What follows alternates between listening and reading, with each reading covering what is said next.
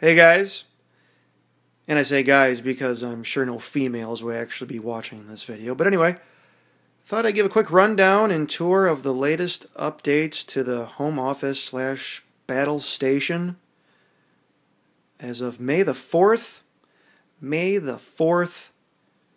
2014. So anyway, just get to it.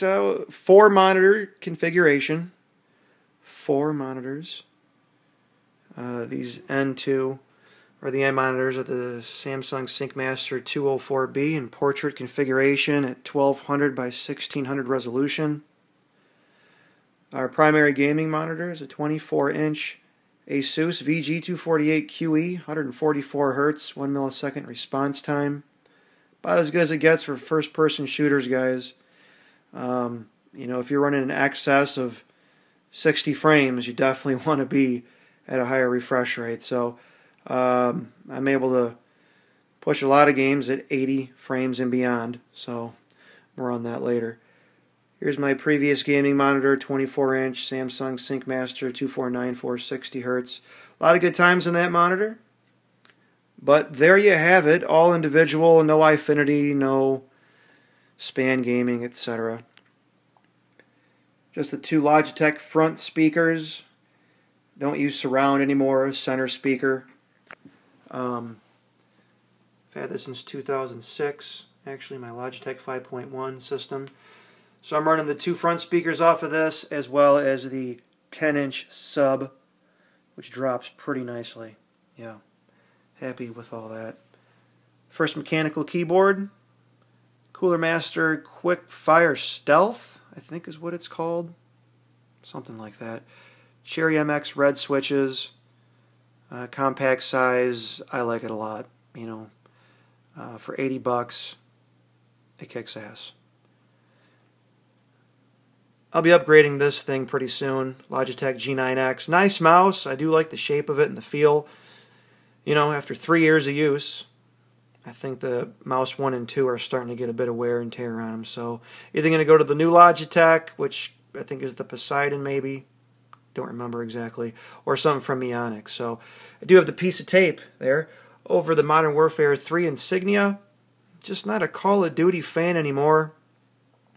Definitely skipped Ghost this year just to play Battlefield 4. Not that Battlefield 4 is a perfect game, because it's not, but I do love it. Been playing it ever since it launched. Has got a lot better since launch day, but still I don't know, it's got its issues. But anyway, the mouse pad. Yeah, it's a pretty big bitch. Ionic Sargus 900.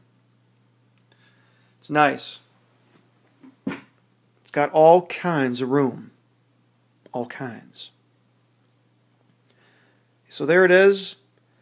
The monitors. I do work from home. I'm self-employed, so it makes things a lot easier. But on to the goods. Here's the new build. Mid-sized tower from Fractal Design, the Define R4, sound optimized. Pretty solid case. I mean, there's tons of reviews for it, obviously, on YouTube, so you can go watch one of those if you want to get an in-depth look at it. But it is a good case. Didn't buy it with the intention of water cooling initially, then realized it wasn't so water cooling friendly in terms of radiator space, but I made it work. But anyway, let's pop off the side panel here and take a peek. So it's not a full custom loop, obviously. It's a Swiftech H220 custom loop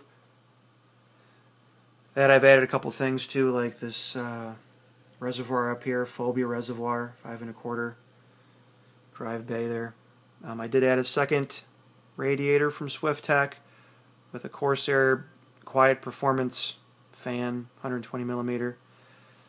Did keep 140 millimeter Fractal Design Silent Series fan in the front bottom, and I moved the rear exhaust to the bottom as a third intake. So I did 3 intake, 2 exhaust to maintain positive case pressure. So I took out that rear fan. Of course, it wouldn't fit with the loop configuration anyway. But anyway, I think it worked out well. So that's the cooling there. The CPU 4670k overclocked to 4.5 gigahertz at 1.24 volts. It will be stable at 4.6, but it runs a bit warm for me. So GPU EVGA GTX 780 Ti reference card with the EK waterblock, EKFC 780 Ti waterblock, copper and acetal. In terms of temperatures, guys, I mean, it's not as good as a full custom loop, and I don't know, if it's the quality of the CPU block or the pump. But the CPU under full load, the maximum temperature it might hit after, a half hour of gaming, 70 C. The GPU might hit 50 C. So I've seen a lot of reports where that GPU with that water block is typically lower 40s to mid 40s. Why I'm hitting 50, I don't know. Maybe I just don't have enough radiator space. Maybe the pump is inadequate. I've tried different pump speeds, max, half, and makes a difference of maybe 1 degree. So I don't know. Anyway, Primochill tubing, 3/8 inch ID, 5/8 OD. EK fittings, obviously, on the EK water block. The Swiftech fittings on the Swiftech radiator.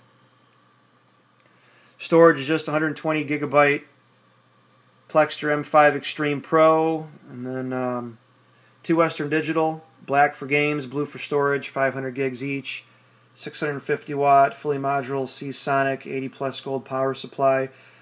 Used to have a bit of coil whine, but not so much anymore. So, I don't know, I guess I had to work some kinks out. 16 gigs DDR3, 1600 megahertz, not overclocking that because it really doesn't benefit games. That's why I went with the 4670k over a 4770k, because I'm not doing any video editing or anything like that. This is strictly just for, like business use and gaming. So, custom cables, mod DIY. They go with the build, obviously. Turned out okay. The sleeving's a little more stiff than I expected it to be, but I made it work. So anyway, get a quick peek at the front panel. NZXT hue, LED lighting. What's really cool about that is you can make any color you want. You can adjust any color just by adjusting those dials. So I typically just go back and forth between white light and red, because it goes with the build scheme. So it's really cool. I highly recommend it. It's easy to install, very bright. It's nice. And there's the reservoir I added, the Phobya. So, yep.